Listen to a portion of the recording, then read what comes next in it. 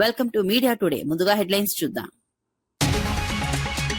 పారిశ్రామిక క్లస్టర్ల అభివృద్ధిపై సీఎం చంద్రబాబు కీలక సమీక్ష. విశాఖ, అమరావతి, తిరుపతి ప్రాంతాల అభివృద్ధిపై చర్చలు. రేర్ ఎర్త్ మినరల్ పార్క్ ప్రణాళికలపై సీఎం సమీక్ష. పరిశ్రమల హబ్ గా రాష్ట్రాన్ని తీర్చిదిద్దే దిశగా చర్యలు వేగం.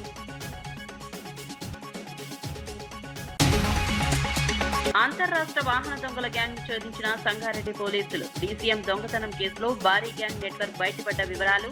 పిస్టల్ ఆయుధాలతో ఇద్దరిని అరెస్ట్ చేసిన సంగారెడ్డి పోలీసులు. ఒక రాష్ట్రంలో దొంగతనం, మరొక రాష్ట్రంలో అమ్మకాలు చేసిన గ్యాంగ్.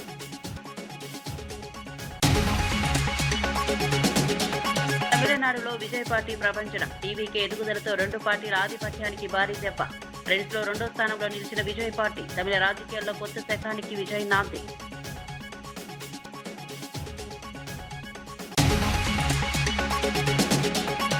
రైతుల మరణాలపై ప్రభుత్వం బాధ్యత వహించాలని కేటీఆర్ విమర్శలు. వడ్లు కొనుక్కోవడంతో రైతులు చనిపోయారన్న కేటీఆర్ ఆరోపణలు. రైతు సమస్యలపై ప్రభుత్వం నిర్లక్ష్యం చేస్తోందని కేటీఆర్ విమర్శ. వెంటనే చర్యలు తీసుకుని రైతులను ఆదుకోవాలని కేటీఆర్ డిమాండ్. స్టాలిన్ పై బండి సంజయ్ తీవ్ర విమర్శలు. తమిళనాడు ప్రజలు స్టాలిన్ కు గుణపాఠం చెప్పారన్న బండి సంజయ్. దేశవ్యాప్తంగా ఎన్డీఏ బలం పెరుగుతుందని బండి సంజయ్ ధీమా. ఎన్నికల ఫలితాలు ప్రజల మార్పు సంకేతమని బండి సంజయ్ వ్యాఖ్యలు. ఆంధ్రప్రదేశ్లో పారిశ్రామిక అభివృద్ధిపై ముఖ్యమంత్రి చంద్రబాబు సమీక్ష నిర్వహించారు. విశాఖ, అమరావతి, తిరుపతి ఎకనామిక్ రీజియన్లలో క్లస్టర్ల అభివృద్ధిపై చర్చించారు. కేంద్ర ప్రభుత్వం భవ్య పథకం కింద పార్కుల అభివృద్ధి అంశంపై దృష్టి సారించారు. 2026-27లో రేర్ ఎర్త్ మినరల్ పార్క్ ఏర్పాటు ప్రణాళికపై చర్చించారు. ఈస్ట్ కోస్ట్ ఇండస్ట్రియల్ కారిడార్ అభివృద్ధి అంశం ప్రాధాన్యత పొందింది. 175 ఎంఎస్ఈఎంఈ పార్కులను క్లస్టర్ల వారీగా అభివృద్ధి చేయాలని నిర్ణయించారు. సమావేశంలో మంత్రి టీజీ భరత్, సిఎస్ సాయి ప్రసాద్ పాల్గొన్నారు. పెట్టుబడులు, మౌలిక సదుపాయాల పెంపుపై దృష్టి పెట్టారు. రాష్ట్రాన్ని పరిశ్రమల హబ్ గా తీర్చేందుకు చర్యలు వేగవంతం చేస్తున్నారు.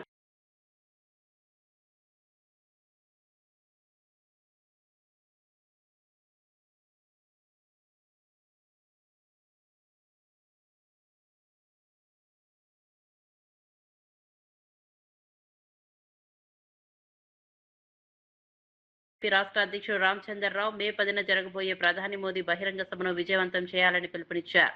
2 లక్షల మంది ప్రజలతో భారీగా సభ నిర్వహించేందుకు ఏర్పాట్లు చేస్తున్నామని తెలిపారు. దేశంలో మార్పు ప్రారంభమైందని, మోదీ రాకతో తెలంగాణలో కూడా పెద్ద మార్పులు వస్తాయని స్పష్టం చేశారు. బీజేపీ శకం మొదలవుతుందని విశ్వాసం వ్యక్తం చేశారు. పశ్చిమ బెంగాల్లో పార్టీ గెలుపు దిశగా సాగుతుండడం శుభపరిణామమన్నారు. ఎన్నికల ప్రచారంలోనే బీజేపీ ఆధిక్యం సాధిస్తుందని ముందే చెప్పామని గుర్తు చేశారు. మరోవైపు మల్కాజ్గిరి ఎంపీ ఈటెల రాజేందర్ మాట్లాడుతూ ఎన్నికల అనంతరం మోదీ మరోసారి రాష్ట్రానికి రానున్నారని తెలిపారు. 5 రాష్ట్రాల ఫలితాలు చూస్తే తెలంగాణలో కూడా అదే ఫలితాలు పునరావృతం అవుతాయని చెప్పారు. రాష్ట్ర అభివృద్ధితోనే దేశ అభివృద్ధి సాధ్యమని పేర్కొన్నారు. తెలంగాణలో 1000 కోట్ల అభివృద్ధి పనులు చేపట్టనున్నట్లు తెలిపారు.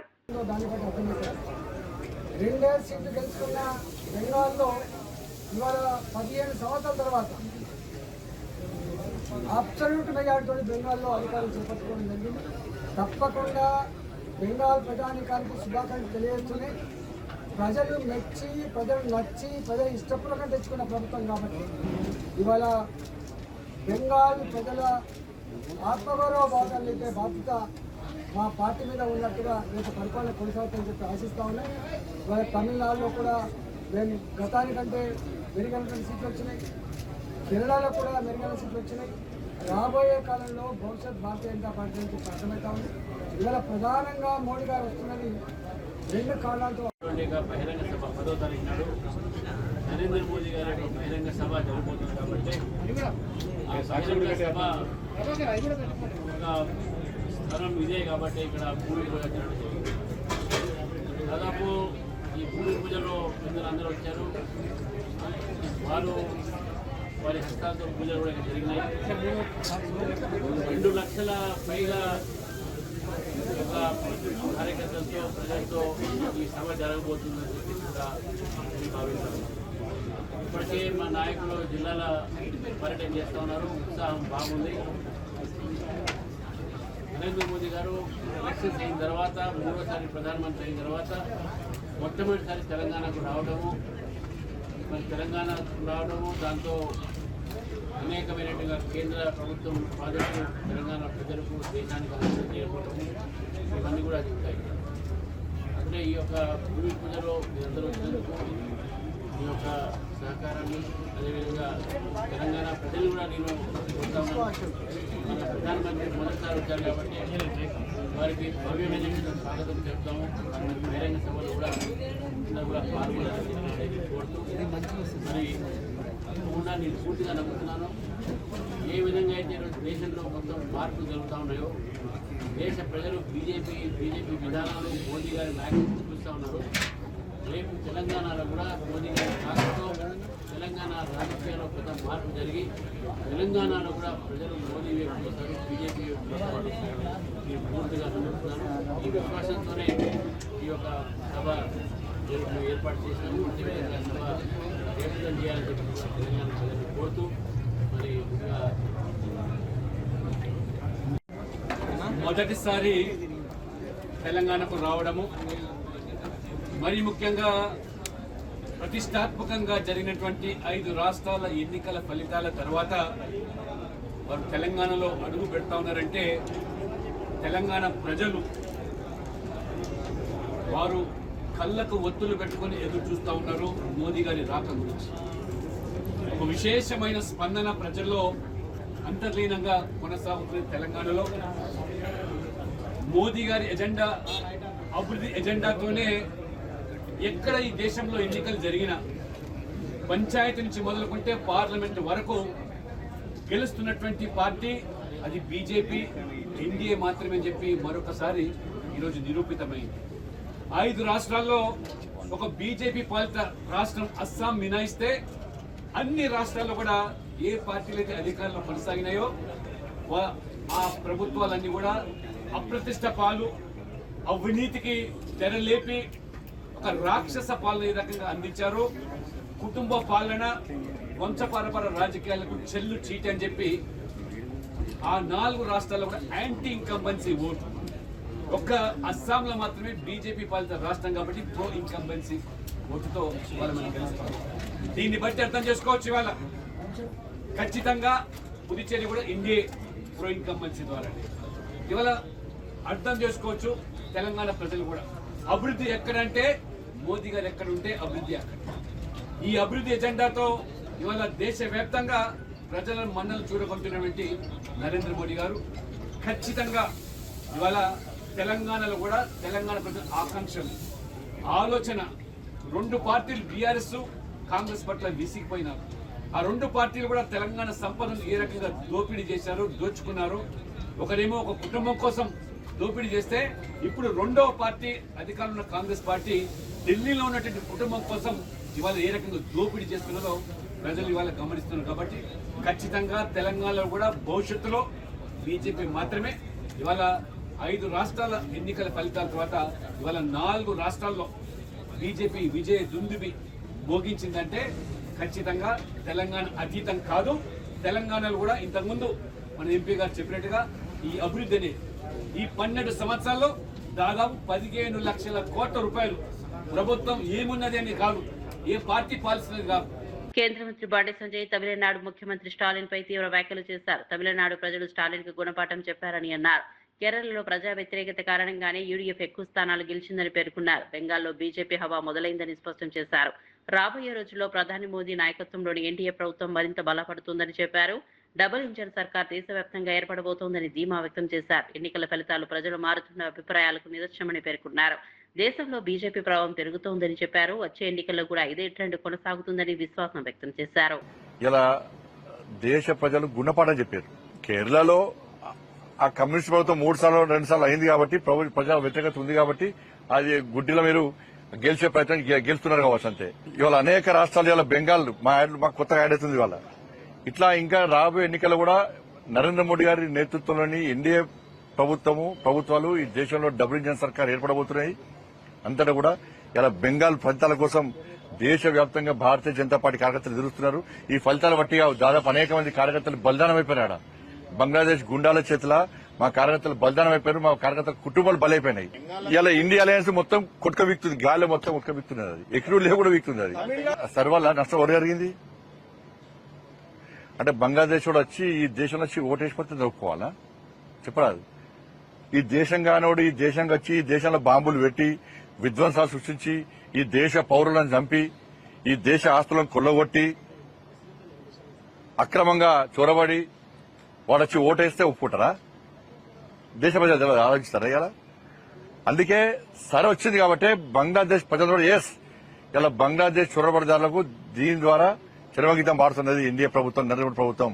కాబట్టి ఫలితాలు ఈసారి ఎట్టి వాళ్ళు బీజేపీ అనుకూలంగా రావాల్సిందే, దీదీ సంగతి చెప్పాల్సిందే అని చెప్తున్నారు ఇవాళ.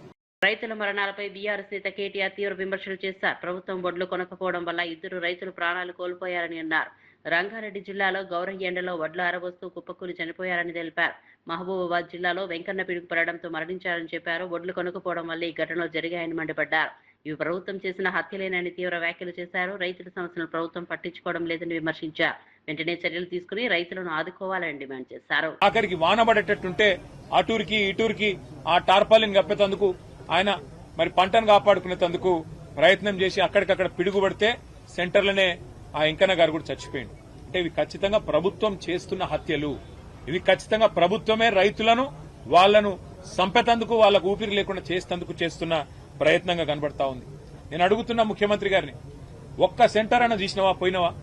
నీ మంత్రులు ఒక్క సెంటర్ కన్నా పోయినరా? ఎక్కడో పోయి రిబ్బన్ కటింగులు అన్నట్టు పోజులు కొట్టుడు తప్ప కొనుగోలు ఎట్లయితున్నాయి, పైసలు పడుతున్నాయా లేవా, జోక్తుండ్రా లేదా, 5-6 కిలోల తరుగు ఒక్కొక్క మరి సెంటర్లో ఇయ్యాలా? మీరు చూస్తే ఆ రోజుల్లో రేవంత్ రెడ్డి గారు చాలా మాట్లాడారు, కానీ ఇవాళ ఒక్కొక్క సెంటర్లో ఒక్కొక్క రైతు ఇబ్బంది పడతా ఉన్నాడు, అవస్థలు పడుతుంటే ఒక్క మంత్రి పత్తా లేడు, ఒక ఎమ్మెల్యే పత్తా లేడు, ఎక్కడోళ్ళు అక్కడ తప్పించుకుని తిరుగుడు తప్ప ఇంకోటి లేనే లేదు. తమిళనాడు రాజకీయాల్లో దళపతి విజయ్ కొత్త సంచలనం సృష్టిస్తున్నారు. అసెంబ్లీ ఎన్నికల ట్రెండ్స్ చూస్తే టీవీకే పార్టీ భారీగా ముందంజలో ఉంది. ప్రధాన ప్రతిపక్షం అన్నా డీఎంకేను 3వ స్థానానికి నెట్టేసి 2వ స్థానంలో నిలిచింది. విజయ్ తిరుచి ఈస్ట్, పెరంబూర్ నియోజకవర్గాల్లో ఆధిక్యంలో ఉన్నారు. అధికార డీఎంకే కార్యాలయంలో ఆందోళన వాతావరణం నెలకొంది. ఆశించిన ఫలితాలు రాకపోవడంతో వేడుక ఏర్పాట్లను తొలగిస్తున్నారు. దశాబ్దాలుగా ఉన్న 2 పార్టీల ఆధిపత్యానికి విజయ్ బ్రేక్ వేశారు. తమిళనాడు రాజకీయాల్లో కొత్త శకానికి నాంది పలికారు. ప్రజల్లో భారీ ఆదరణ పొందుతున్న టీవీకే పార్టీ భవిష్యత్తులో కీలక శక్తిగా మారే అవకాశాలు కనిపిస్తున్నాయి. எப்போ விக்கிரவாண்டி மாநாடு அறிவிச்சு நம்ம தனியாக நிற்க போகிறோம், நம்ம ஒரு தனி மெஜாரிட்டியில் ஆட்சி அமைக்க போகிறோம் அப்படின்னு சொன்னார். அப்போவே நாங்கள் எல்லாருமே தமிழ்நாடு மக்கள் எல்லாருமே அண்ணன் கூட இருப்பாங்க அப்படிங்கிறது எங்களுக்கு விக்கிரவாண்டி மாநாட்டத்திலே எங்களுக்கு தெரியுங்க. இப்போ தேர்தல் ரொம்ப இச்சக்கட்டம், ஒரு பெரிய குரூஷியல் ஸ்டேஜில் இருக்குது. ஏடிஎம்கே டிஎம்கே கிட்டத்தட்ட ஒரே வாக்குகள் பெற்ற நிலைமை தெரியுது. ஒருவேளை கொஞ்சம் குறைவு வந்திருக்குதுன்னா டிவிக்கு எந்த ஆட்சிக்கு சப்போர்ட் பண்ண வாய்ப்பு இருக்கு? ஆனால் அது எல்லாமே தலைமை அண்ணன் தான் முடிவு எடுப்பாருண்ணே. அண்ணன் என்ன சொல்கிறாரோ அதுதானே, அண்ணன் என்ன முடிவு எடுக்கிறாரோ அதுதான். இந்த வாக்குகள் பெற்றதுக்கு காரணம் என்னவா நீங்க நினைக்கிறீங்க? தமிழக மக்கள் என்ன எதிர்பார்க்கிறாரோ அதை அண்ணன் தருவாருங்கிற அந்த நம்பிக்கை தானே. கண்டிப்பாக அந்த நம்பிக்கையினால தான் மக்கள் இவ்வளோ ஆதரவு கொடுத்துருக்காங்க. சரிங்களா? அண்ணா எல்லாத்துக்கும் இப்போ இல்லை, 26-27 வருஷமாக 33 வருஷமாக பார்த்தீங்கன்னா அவரோட ரசிகர் மன்றத்தை மக்கள் இயக்கமாக ஆரம்பித்து மக்கள் இயக்கத்தை ஒரு கட்சியை வழிநடத்தி அந்த கட்சியில் இருக்கிறவங்கள ஒரு நல்ல தலைவர்களாக உருவாக்கிட்டு இருக்கா அப்படி. அதனால் கண்டிப்பாக நாங்கள் இன்றைக்கி நேற்று வந்தவங்க இல்லைண்ணா. சரிங்களா? அதாவது கட்சி ஆரம்பித்து தான் 2 வருஷம் ஆச்சு. நாங்கள் மக்கள் பணியில் 33 வருஷமாக இருக்கேங்கண்ணா. அதுதானா இதுவரை கண்டிராத தமிழக ஆட்சியாக இருக்கும்ண்ணா. கண்டிப்பாக இது நாள் வரைக்கும் தமிழ்நாடு மக்கள் பார்க்காத ஒரு ஆட்சியாக இருக்கும்ண்ணா. கண்டிப்பாக தளபதி நம்பி மக்கள் இவ்வளோ ஓட்டு போட்டிருக்காங்க. அந்த மக்களுக்கு கண்டிப்பாக தளபதி எல்லாமே பண்ணி கொடுப்பாருண்ணா. கண்டிப்பாக இது எதிர்பார்க்கறது மக்களும் எதிர்பார்க்கறது இதுதானே. மக்களும் எதிர்பார்க்கறது இதுதானே, தலைவர் வரணும் அப்படின்னு ஒரு மாற்றத்தை விரும்புகிறாங்க மக்கள். மக்களும் எதிர்பார்க்கறது ஒரு மாற்றம், அதுதான் இது. தளபதி விஜய், தளபதி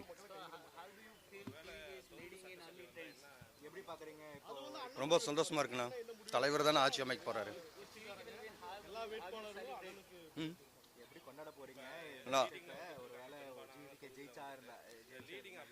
ரொம்ப சந்தோஷமா இருக்கு.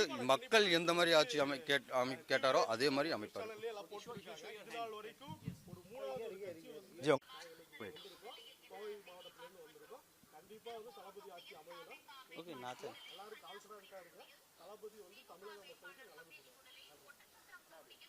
సంగారెడ్డి జిల్లా పోలీసులు అంతర్రాష్ట్ర వాహనాల దొంగల ముఠాను విజయవంతంగా ఛేదించారు. జిల్లా ఎస్పీ పరితోష్ పంకజ్ మీడియాతో సమావేశంలో వివరాలు వెల్లడించారు. నారాయణఖేడ్ పరిధిలో డీసీఎం వాహనం దొంగతనం కేసును పోలీసులు నమోదు చేసి ప్రత్యేక బృందాలతో దర్యాప్తు చేపట్టారు. సీసీటీవీ ఫుటేజీలు, సాంకేతిక ఆధారాల ఆధారంగా అనుమానితులను గుర్తించారు. పంచనామా కమాన్ వద్ద వాహనాల తనిఖీలో 2 నిందితులను అదుపులోకి తీసుకుని విచారించగా భారీ గ్యాంగ్ నెట్వర్క్ బయటపడింది.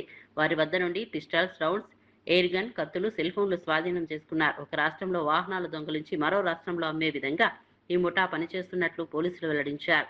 ఇప్పటికే 6గురిని అరెస్ట్ చేసి రిమాండ్కు తరలించారు. మరికొందరు నిందితులు పరారీలో ఉండగా వారి కోసం గాలింపు చర్యలు కొనసాగుతున్నాయి. మనకి ఇన్ఫర్మేషన్ వచ్చింది regarding movement of suspicious persons in Narayankhed limit. So ఇమీడియట్గా మన లోకల్ సిఐ గారు, ఎస్ఐ గారు అక్కడ పోయి ఎదురుకి అప్రిహెండ్ చేశారు. వాళ్ళకి అడిగారు ఎందుకు తిరుగుతున్నారు, వాళ్ళ కొంచెం బిహేవియర్ కూడా సస్పీషియస్ ఉంది అండ్ మనకి ఇన్ఫర్మేషన్ కూడా ఉంది వాళ్ళ గురించి. కాబట్టి ఈజీగా ఐడెంటిఫైడ్ అయ్యారు. వాళ్ళ అక్కడ మన ఆన్ ద స్పాట్ సీజర్లో ఒక కంట్రీ మేడ్ పిస్టల్, ఆల్రెడీ ఇది కంట్రీ మేడ్ ఒక పిస్టల్ ఉంది, along with 2 live rounds and 1 air gun. తర్వాత ఈ 2 ఇది నైఫ్స్, సీకల్స్ ఉన్నాయి, వాళ్ళ పొజిషన్లో దొరికింది. మన వాళ్ళు అక్కడేది మనీ పంచనామా చేసి వాళ్ళకి మళ్ళీ ఇంట్రోగేట్ చేశారు. ఆ ఇంట్రోగేషన్లో వాళ్ళు టోటల్ 11 ఆఫెన్సెస్ కన్ఫెస్ చేశారు. ఈ 11 ఆఫెన్సెస్లో మన తెలంగాణ రాష్ట్రంలో 5 ఆఫెన్సెస్ ఉన్నాయి, మహారాష్ట్ర రాష్ట్రంలో కూడా 5 ఆఫెన్సెస్ ఉన్నాయి, కర్ణాటకలో ఒక ఆఫెన్స్కి వాళ్ళు కన్ఫెస్ చేశారు. ఇప్పుడు వరకు 11 కేసెస్ కన్ఫెషన్ చేశారు. ఈ కేసులో మొత్తం 13 మెంబర్కి ఒక గ్యాంగ్ ఉంది. సో వాళ్ళకి మోడస్ ఆపరెండి ఏముంది, vehicle being stolen from Karnataka and Maharashtra, వాళ్ళు ఇక్కడ తెలంగాణలో స్క్రాప్లో కట్ చేస్తారు అండ్ తెలంగాణలో థెఫ్ట్ అయిన వెహికల్కి మహారాష్ట్ర, కర్ణాటకలో కట్ చేస్తారు. So to confuse the police also and to make it more safe, వాళ్ళు ఇక్కడ నుంచి థెఫ్ట్ అయిన వెహికల్కి అక్కడ స్క్రాప్లో పెట్టారు, అక్కడ నుంచి థెఫ్ట్ అయిన వెహికల్కి మన తెలంగాణ పరిధిలో స్క్రాప్లో చేస్తారు. సో ఈ టోటల్ మనకి A1, A2 ఈ కేసులో మొహమ్మద్ ఖుర్షీద్ అహ్మద్ అండ్ A2 మొహమ్మద్ జాఫర్ అలీ ఈ ఎదురు నిన్న అది ఆన్ ద స్పాట్ దొరికారు. మళ్ళీ వాళ్ళ కన్ఫెషన్ మీద మనం మొత్తం 13 మందికి మేము ఐడెంటిఫై చేస్తాము. ఇప్పుడు వరకు మొత్తం 6 మందికి అరెస్ట్ చేసాము మేము. అందులో A1 Mohammed Salman, Mohammed Khurshid Ahmed, A2 Mohammed Jafar Ali, A5 Syed Saeed, A6 Sheikh Nizam, A7 Mohammed Saleem, A8 Mohammed Irshad Ahmed. These 6 members all are residents of Telangana in Hyderabad area and all of them are apprehended and today they will be remanded. Apart from that, total 7 accused are still absconding. 7 accused lo 5 are from total 4 are from Maharashtra and 2 are from Karnataka. Wala details kuda adi memu ichamu but valu kosam kuda memu team form chesi pampistamu. So mainly adi ఒక cycle ఇది ఉంది, ఇది మొత్తం ఇది ఇక్కడ నుంచి చేసిన వెహికల్కి అక్కడ వాళ్ళు రిసీవ్ చేస్తారు, అక్కడ నుంచి చేసిన వెహికల్కి మన తెలంగాణలో రిసీవ్ చేస్తారు. తర్వాత ఇది మొహమ్మద్ నదీం ఎవరు A3 ఉన్నారు ఈ కేసులో, వాళ్ళు చాలీస్గావ్ డిస్ట్రిక్ట్ ఆఫ్ మహారాష్ట్ర అక్కడే ఉంటారు. Mohammed Nadeem was the person who supplied weapon to A1 and A2 to commit all these type of offences. So actual supplier of weapon is Mohammed Nadeem Khan. He is from Chalisgaon district of Maharashtra and also he is having some associates there in same district. So already we are trying to nab these absconding accused also. Ippudu varuki property recovered either in possession or through confession panchanama. 1 country made pistol with 2 live rounds, 1 air gun, 2 knives, 6 cell phones, net cash 2 lakh rupees and 1 tipper vehicle bearing number MS22AA1413. ఈ tipper vehicle కూడా just ఇది few days back అక్కడ మహారాష్ట్ర నుంచి weed district ఉంది, అక్కడ ఒక Palri వాజినాథ్ city ఉంది, అక్కడ నుంచి సీఎం రేవంత్ రెడ్డి అధ్యక్షతన సచివాలయంలో సమావేశం నిర్వహించనున్నారు. పాలన అభివృద్ధికి సంబంధించిన కీలక అంశాలపై చర్చ జరుగుతాయి. ముఖ్య విధాన నిర్ణయాలు తీసుకునే అవకాశం ఉంది. ప్రభుత్వ కార్యక్రమాల అమలుపై సమీక్ష చేయనున్నారు. తాజా పరిస్థితులపై మంత్రులతో చర్చిస్తారు. ఈ సమావేశం తర్వాత కీలక ప్రకటనలు వచ్చే అవకాశం ఉంది.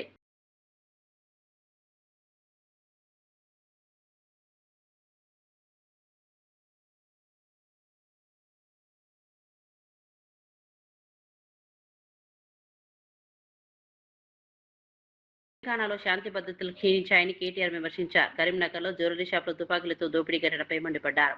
ఇది ప్రభుత్వ వైఫల్యానికి నిదర్శనమని అన్నారు. కేసీఆర్ హయాంలో రాష్ట్రం అభివృద్ధి ముందంజలో ఉందని తెలిపారు. ప్రస్తుత పరిస్థితి దారుణంగా మారిందని విమర్శించారు. రేవంత్ పాలనలో తెలంగాణ, బీహార్, యూపీ కంటే వెనుకబడిందని అన్నారు. ప్రజల భద్రతను ప్రభుత్వం నిర్లక్ష్యం చేస్తోందని ఆరోపించారు.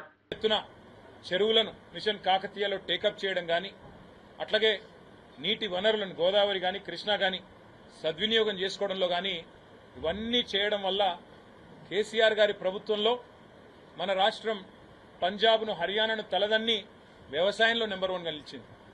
మరి వాళ్ళ రేవంత్ రెడ్డి గారి హయాంలో ఎట్లా ఉంది అంటే బీహార్ను, ఉత్తరప్రదేశ్ను తలదన్ని నేరాలలో మన రాష్ట్రం నెంబర్ 1గా నిలిచే ఒక దౌర్భాగ్యపు పరిస్థితి దాపురించిందని చెప్పక తప్పడం లేదు. ఎన్నడూ కరీంనగర్ చరిత్రలో, నేను కూడా ఇక్కడ పుట్టినవాడిని, ఇక్కడ చదువుకున్నవాడిని 2-3 ఏళ్ళు. కరీంనగర్లో నేను దాదాపుగా నాకు 45 ఏళ్ల సంబంధం ఉంది కరీంనగర్తో. ఈ కరీంనగర్ పట్టణంలో నాకు బుద్ధి తెలిసినప్పటి నుంచి ఇక్కడున్న పెద్దలు కూడా అందరిని అడిగినాను, జీవన్ రెడ్డి గారిని, కమలాకర్ గారిని, ఇంకా మా సోదరులందరినీ, ఎప్పుడన్నా ఎన్నడన్నా ఇట్లాంటి సంఘటన గురించి మీరు విన్నారా? 5 తుపాకులతో 5గురు ముష్కరులు వచ్చి ఒక వ్యాపార సముదాయంలో చొరబడి భయభ్రాంతులకు గురి చేసి దాదాపు 4-5 కోట్ల రూపాయల విలువైన సంపద దోచుకోవడమే కాకుండా 32 గంటలైనా పత్తాలేరు వాళ్ళని పట్టుకునే పరిస్థితి లేదంటే ఎంత దౌర్భాగ్యమైన పరిస్థితిలో రాష్ట్ర ప్రభుత్వం ఉన్నది, ఎంత హీనమైన పరిస్థితిలో ఈ నగరంలో పోలీసింగ్ వ్యవస్థ ఉన్నది, దాన్ని బట్టి చెప్పవచ్చు. శాంతి భద్రతలను పర్యవేక్షించాల్సిన రాష్ట్ర హోంశాఖ గౌరవ ముఖ్యమంత్రి గారి చేతిలోనే ఉన్నది. మరి ముఖ్యమంత్రి గారు ఏం చేస్తున్నట్టు, ఆయన కింద పనిచేస్తున్న పోలీసులు ఏం చేస్తున్నట్టు దీన్ని బట్టి అర్థం చేసుకోవచ్చు. మన రామగుండం పోలీస్ కమిషనరేట్ పరిధిలో నేను చూశాను, ఈనాడులో వార్త వచ్చింది. పోలీసు బండిలో డీజిల్ లేక పోలీసు వాళ్ళు బండ్లు నూక్కుంటా పోతా ఉన్నారు. ఈ రోజు రాష్ట్రంలో ఇది పరిస్థితి. మరి హోంమంత్రి ఎవరయ్యా అంటే ద గ్రేట్ రేవంత్ రెడ్డి గారు. నేను అనేది ఇవాళ ఈ రాష్ట్రంలో ఈ రకంగా పోలీసుల వ్యవహారం ఉంటే ఆ పోలీస్ మంత్రి గారు ఏం చేస్తున్నట్టు, ప్రభుత్వం ఏం చేస్తున్నట్టు, పట్టపగలు 11 గంటలకి ఉదయమే 5 తుపాకులతో కరీంనగర్లో దుండగులు సంచరిస్తుంటే ఏం చేస్తున్నట్టు ఇక్కడ పోలీస్ యంత్రాంగము? గుడ్డి గుర్రాల పనులు దొమ్ముతున్నారా? ఏం చేస్తున్నారు? మా కార్పొరేటర్లను తీసుకొని పోయి ఎప్పుడో 20 ఏళ్ల కిందటి కేసులు పెట్టి జైళ్లలో పెట్టడం, మా వాళ్ళు పిల్లలు ఎవరైనా సోషల్ మీడియాలో పోస్టు పెడితే ఫోన్ చేసి బెదిరించడం, ఒక రీట్వీట్ చేస్తే 20 రోజులు జైల్లో పెట్టడం, ఇదేనా పోలీసింగ్ అంటే ఈ రాష్ట్రంలో ఈరోజు? ఎంత అరాచకమైన పరిపాలన! నేరాలు, ఘోరాలు, వీటి నియంత్రణలో ప్రభుత్వ వైఫల్యం వల్ల, ఇవాళ శాంతి భద్రతలు అడిగంటిపోవడం వల్ల ఇవాళ మనం బీహార్తో ఉండే పరిస్థితులతో పోటీ పడే ఒక దౌర్భాగ్యపు పరిస్థితి ఈ కాంగ్రెస్ ప్రభుత్వం వల్ల, రేవంత్ రెడ్డి గారి వల్ల వచ్చింది అని చెప్పక తప్పదు. తమిళనాడు ఎన్నికల్లో టీవీకే విజయం నేపథ్యంలో విజయ్ కుటుంబంలో సంబరాలు వెల్లువెత్తాయి. విజయ్ తండ్రి ఎస్ఏ చంద్రశేఖర్ తన కుమారుడి నాయకత్వాన్ని ప్రశంసించారు. అతని పట్టుదలే విజయానికి కారణమని తెలిపారు. కుటుంబ సభ్యుల ఆనందంతో నృత్యాలు చేస్తూ వేడుకలు జరుపుకున్నారు. టీవీకే పార్టీ భారీ విజయంతో రాష్ట్ర వ్యాప్తంగా చర్చనీయాంశమైంది. తమిళనాడు రాజకీయాల్లో కొత్త శక్తిగా ఎదుగుతోంది. ప్రజల్లో భారీ స్పందన లభిస్తోంది. దేశవ్యాప్తంగా ఈ ఫలితాలు ఆసక్తిని రేకెత్తిస్తున్నాయి. సంగారెడ్డి జిల్లా పోలీసులు అంతర్రాష్ట్ర వాహన దొంగల ముఠాను విజయవంతంగా ఛేదించారు. జిల్లా ఎస్పీ పరితోష్ పంకజ్ మీడియా సమావేశంలో వివరాలు వెల్లడించారు. నారాయణఖేడ్ పరిధిలో డీసీఎం వాహనం దొంగతనం కేసును పోలీసులు నమోదు చేసి ప్రత్యేక బృందాలతో దర్యాప్తు చేపట్టారు. సీసీటీవీ ఫుటేజీలు, సాంకేతిక ఆధారాలంగా అనుమానితులను గుర్తించారు. పంచనామా కమాన్ వద్ద వాహనాల తనిఖీలో 2 నిందితులను అదుపులోకి తీసుకుని విచారించగా భారీ గ్యాంగ్ నెట్వర్క్ బయటపడింది. వారి వద్ద నుండి పిస్తాల్స్, రౌండ్స్, ఎయిర్ గన్, కత్తులు, సెల్ ఫోన్లు స్వాధీనం చేసుకున్నారు. ఒక రాష్ట్రంలో వాహనాలు దొంగిలించి మరో రాష్ట్రంలో అమ్మే విధంగా ఈ ముఠా పనిచేస్తున్నట్లు పోలీసులు వెల్లడించారు. ఇప్పటికే 6గురిని అరెస్ట్ చేసి రిమాండ్కు తరలించారు. మరికొందరు నిందితులు పరారీలో ఉండగా వారి కోసం గాలింపు చర్యలు కొనసాగుతున్నాయి. పోలీసులు కేసును మరింత లోతుగా విచారిస్తున్నారు. ఇన్ఫర్మేషన్ వచ్చింది regarding movement of suspicious persons in Narayankhed limit. So ఇమీడియట్గా మన లోకల్ సిఐ గారు, ఎస్ఐ గారు అక్కడ పోయి ఎదురుకి అప్రిహెండ్ చేశారు. వాళ్ళకి అడిగారు ఎందుకు తిరుగుతున్నారు, వాళ్ళ కొంచెం బిహేవియర్ కూడా సస్పిషియస్ ఉంది అండ్ మనకి ఇన్ఫర్మేషన్ కూడా ఉంది వాళ్ళ గురించి. కాబట్టి ఈజీగా ఐడెంటిఫైడ్ అయ్యారు.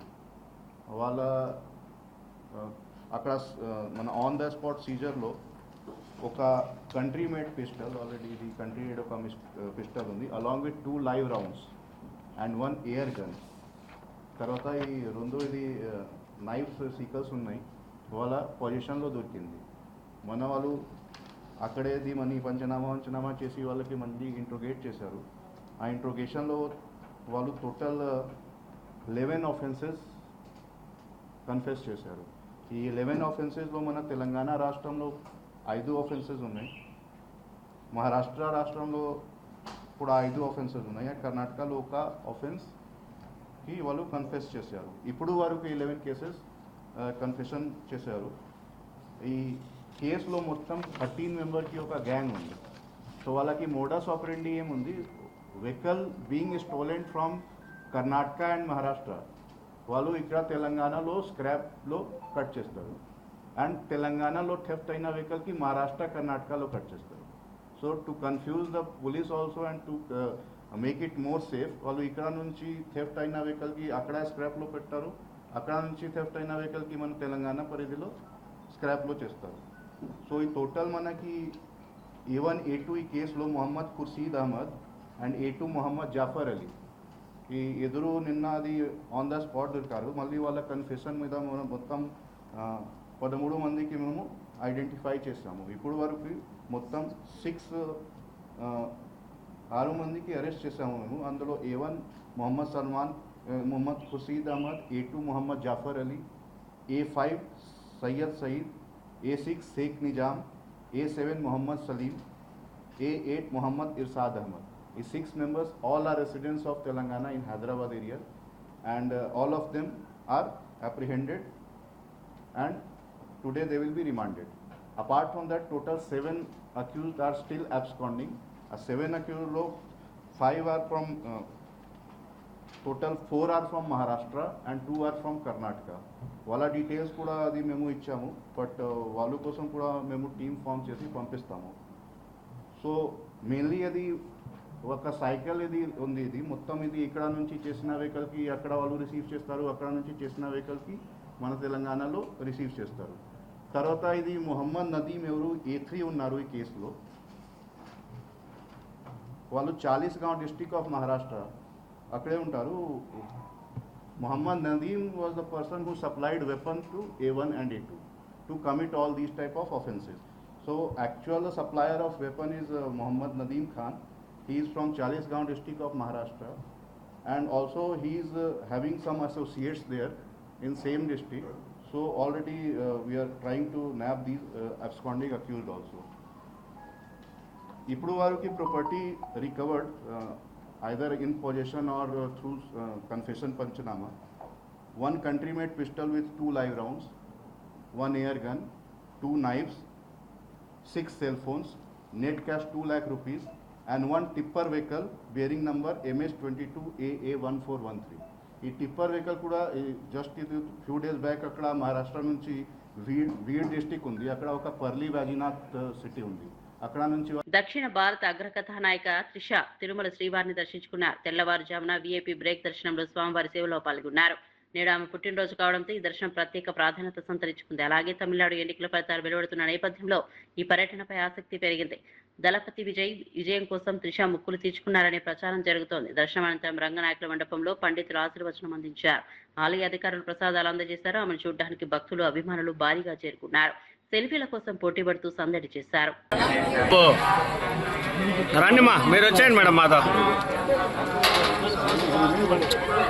లాగండి అబ్బాయి లాగు.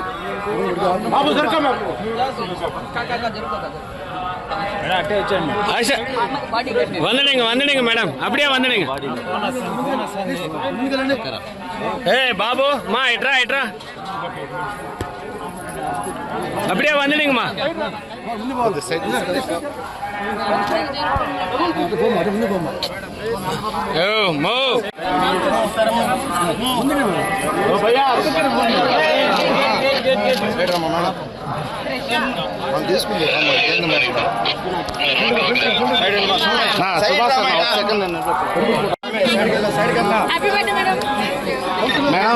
మరిన్ని అప్డేట్స్ కోసం చూస్తూనే ఉండండి.